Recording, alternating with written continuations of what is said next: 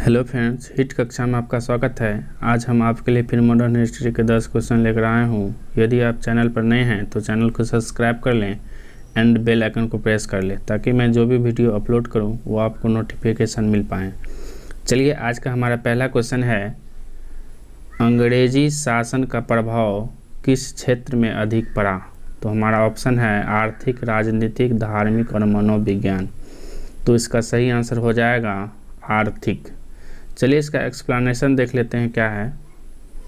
अंग्रेजी शासन ने भारतीय ग्रामों की राजनीतिक शक्ति झगड़ों का निपटारा, पंचायत के प्रभुत्व को समाप्त किया।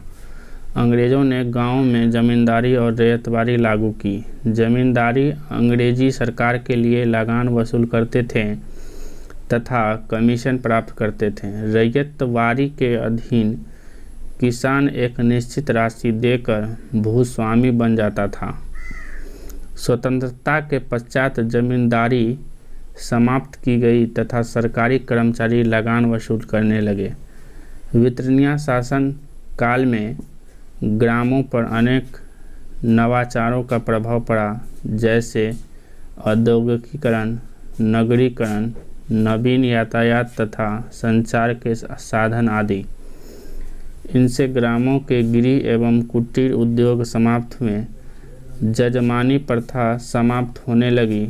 जाति प्रथा, संयुक्त परिवार में परिवर्तन आए। हलिये कृषि पर मशीनीकरण तथा यंत्रों का प्रभाव पड़ा। आर्थिक क्षेत्रों में परंपरागत व्यवसायों पर प्रभाव पड़ा।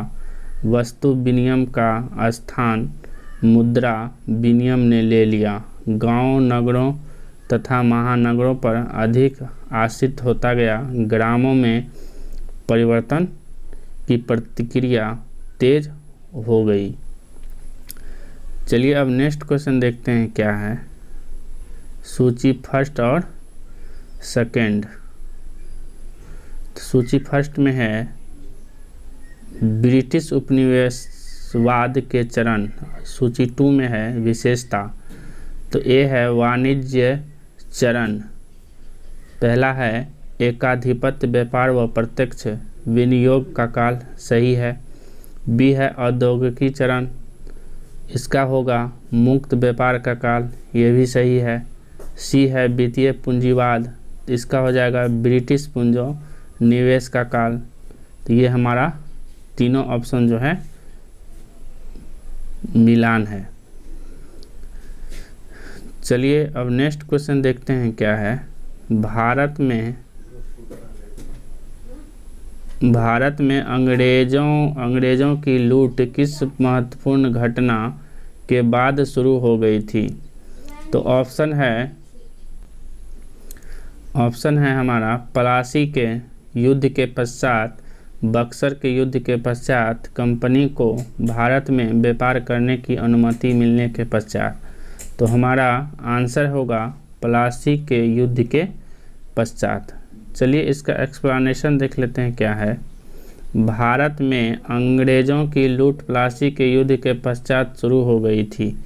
भारत में ब्रिटिश उपनिवेशवाद के प्रथम चरण को पर्सिवल स्पीयर ने खुली और बेशरम लूट कहा है। चलिए, नेक्स्ट क्वेश्चन देखते हैं चौथा। क्वेश्चन है, ब्रिटिश काल में भारत में निम्नलिखित में से किस भू राजस्व व्यवस्था को नहीं अपनाया गया? तो हमारा आंसर है, पहले इसका ऑप्शन देख लेते हैं क्या क्या है। अस्थाई बंदोबस्त, रैयतवारी व्यवस्था, महलवारी व्यवस्था और दहसाला व्यवस्था। तो इसका सही आंसर क्या हो जाएगा? दहसाला व्यवस्था। चलिए, अब नेक्स्ट क्वेश्चन देखते हैं क्या है।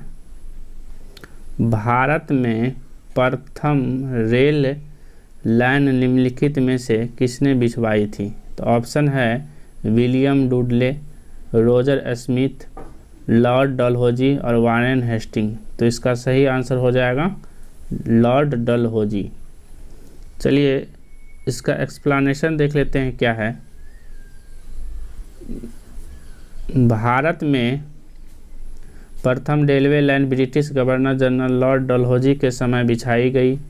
प्रथम से मतलब मुंबई से थाने तक 1853 ईस्वी में प्रथम रेल भारत में चली। यद्यपि रेल लाइन बिछाने का बृहत स्तर पर कार्य डलहौजी कर्नल के समय में हुआ था। चलिए अब नेक्स्ट क्वेश्चन देखते हैं क्या है। भारत से ब्रिटेन, कहाँ से? भारत से ब्रिटेन की ओर संपत्ति के अपवहन का सिद्धांत किसने प्रतिपादित किया था? तो हमारा ऑप्शन है गोपाल कृष्ण गोखले, सेकंड ऑप्शन है दादा भाई नौरोजी, थर्ड ऑप्शन है सुरेंद्र नाथ बनर्जी और फोर्थ ऑप्शन है लाला लाजपत राय। तो इसका सही आंसर क्या हो जाएगा? दादा भाई नौरोजी। चलिए इसका एक्सप्लेनेशन देख लेते हैं क्या है। दादा भाई नौरोजी को महान वृद्ध पुरुष कहा जाता है। वह प्रथम भारतीय थे जिन्हें 1892 ईस्वी में उदारवादी दल की ओर से ब्रिटेन के हाउस ऑफ कॉमन का सदस्य चुना गया। इन्होंने ही सर्वप्रथम भारत में राष्ट्रीय आय के आंकड़ों की गणना करने का क्या किया? प्रयास किए। इन्होंने रहनुमाई मजदयासन सभा तथा ईस्ट इंडिया कंपनी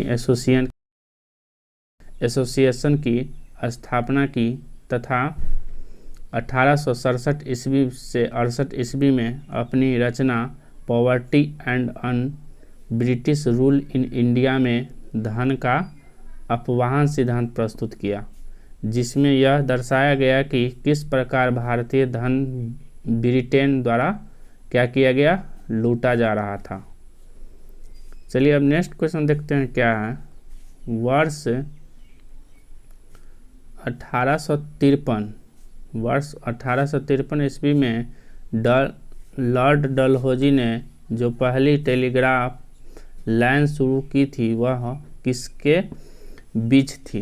तो ऑप्शन है मुंबई से थाने, कलकत्ता और मद्रास, मुंबई और आगरा, कलकत्ता और आगरा। तो इसका सही आंसर क्या हो जाएगा? कलकत्ता और आगरा। चलिए इसका एक्सप्लेनेशन देख लेते हैं क्या है। वर्ष 1853 ईस्वी में लॉर्ड डलहौजी ने जो पहले टेलीग्राफ लाइन शुरू की थी वह कलकत्ता और आगरा के बीच थी। चलिए नेक्स्ट क्वेश्चन देखते हैं हमारा क्या है। भारत में ब्रिटिश भू राजस्व प्रणाली का निम्नलिखित में से किसने